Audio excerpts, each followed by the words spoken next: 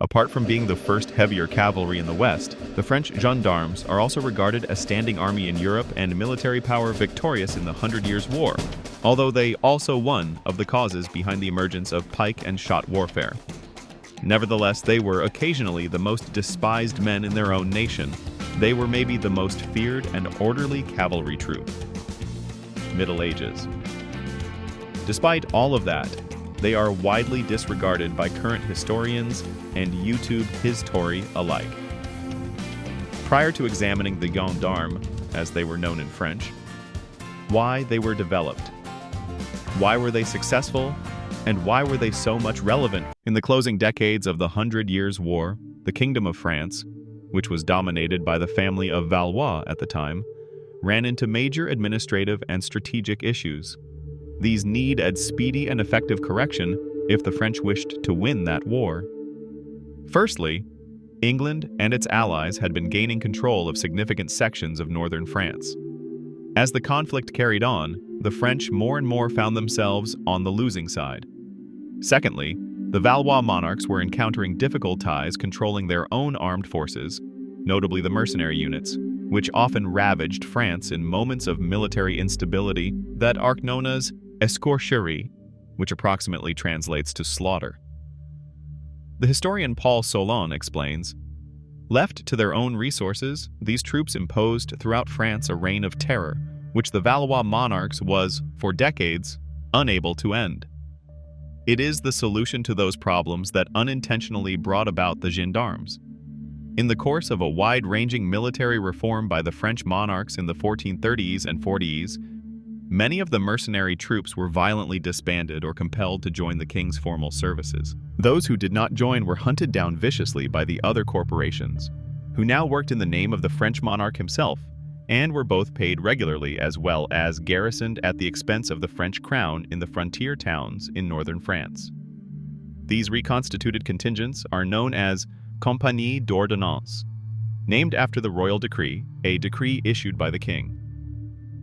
According to the historian David Potter, the Compagnies d'ordonnance later on were collectively referred to as gens d'armes or gendarmerie, which is just the French term meaning men-at-arms.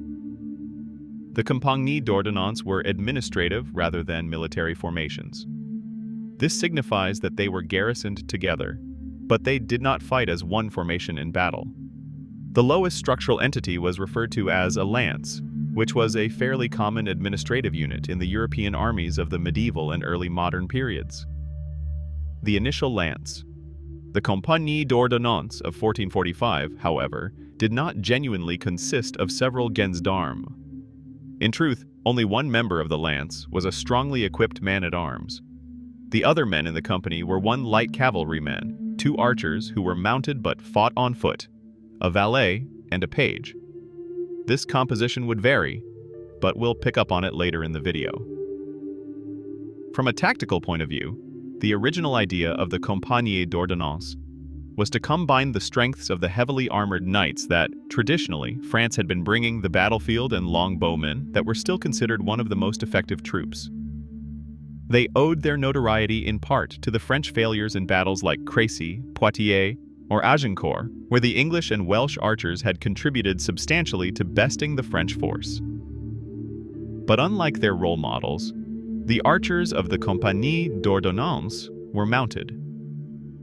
It made them equally as mobile as the knights.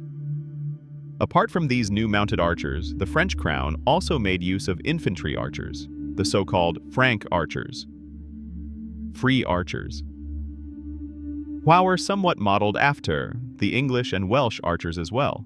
However, these were not part of the Compagnies d'ordonnance. In general, the men of the companies were virtually exclusively nobility, especially as the time went on, while the average free archer was likely to be a commoner. There are quite a few historians who argue that the Compagnies d'ordonnance showed great efficiency in the closing stages of the Hundred Years' War. France first recaptured Normandy during the Battle of Formigny in 1450, and later secured Guyenne in southwestern France with a stunning victory over the English army at Castillon in 1453. That battle is frequently referred to as the Battle of Crécy in reverse. This, of course, simplifies issues, but it's not fully wrong. because the English did in fact advance on the French stronghold while being pounded viciously by the French artillery. More and more English soldiers came on the battlefield only to suffer the same fate. In the end, the Breton heavy cavalry stormed against the English right flank and pushed them into retreat. The role or relevance of the gendarmes in this fight is still contested. Some think the war had already been won when they got on the battlefield, while some argue that they led the battle-winning charge. In any case, the French did manage to remove the English from the European mainland and de facto won the 100 Years' War by the 1450s. As so often in military history, it might not have been tactics that affected the path of war, but mainly administrative adjustments and logistics. Similarly, the Compagnies d'ordonnance were not necessarily valuable because of their battlefield prowess, but just because France eventually succeeded to ensure constant preparedness and veterancy of its troops by garrisoning them at the most endangered northern boundary, which allowed for swift responses to enemy advances. This garrison arrangement, however, had its drawbacks too. It made the members of the Compagnies d'ordonnance some of the most loathed men in France. Garrisoning in the 15th century had nothing to do with present garrison systems.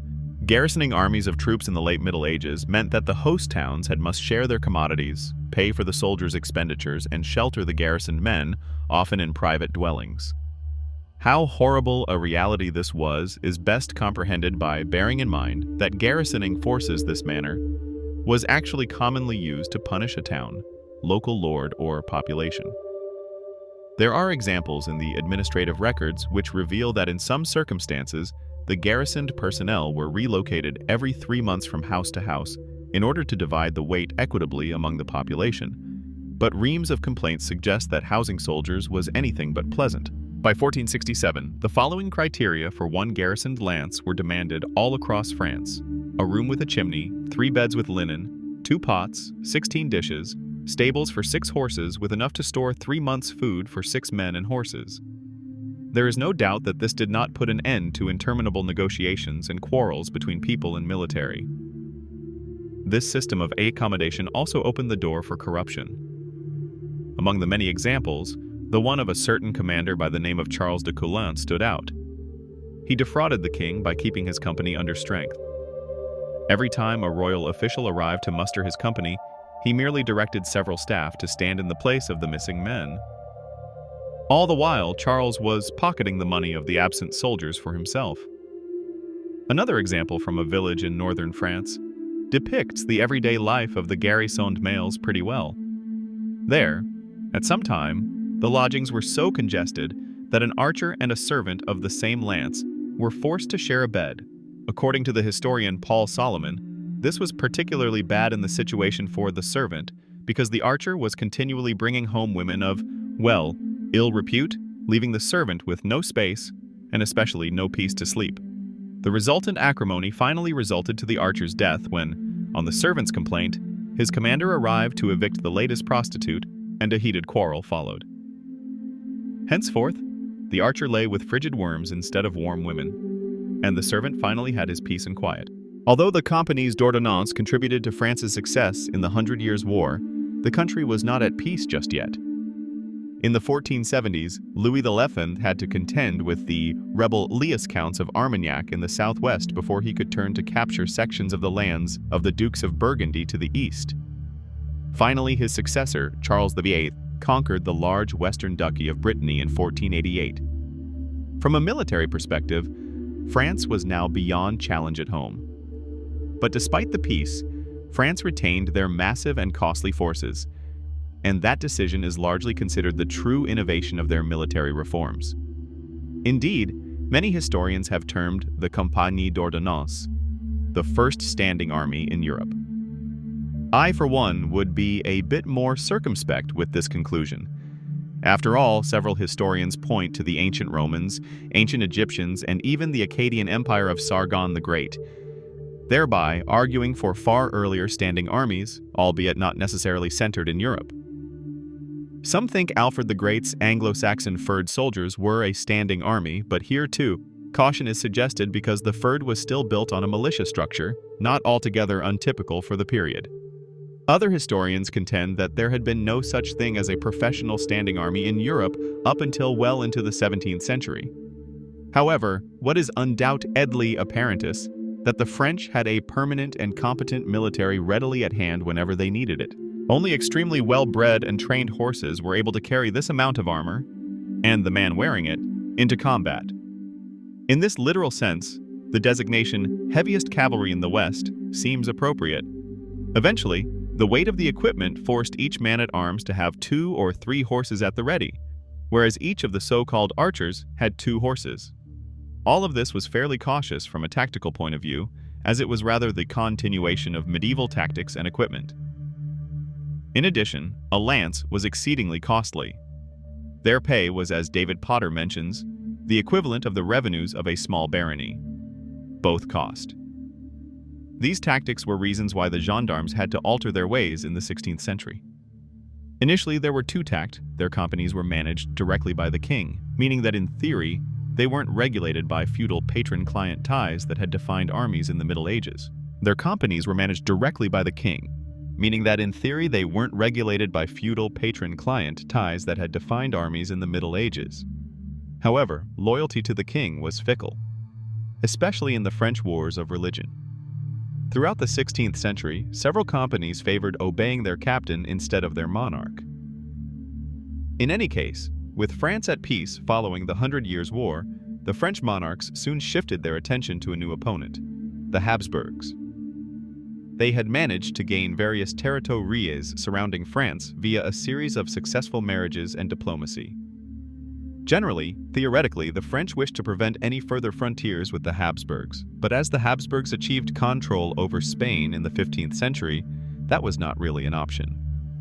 This rivalry originally erupted in 1494 as a dynastic conflict for the Kingdom of Naples evolved over time into a full-fledged war between France and the Spanish Habsburgs.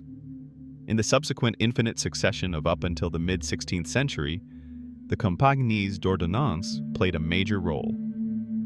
Between the 1490s and the 1550s, however, the equipment, composition, and tactics of the Compagnies altered substantially. At roughly that time, they were more usually referred to as gendarmes.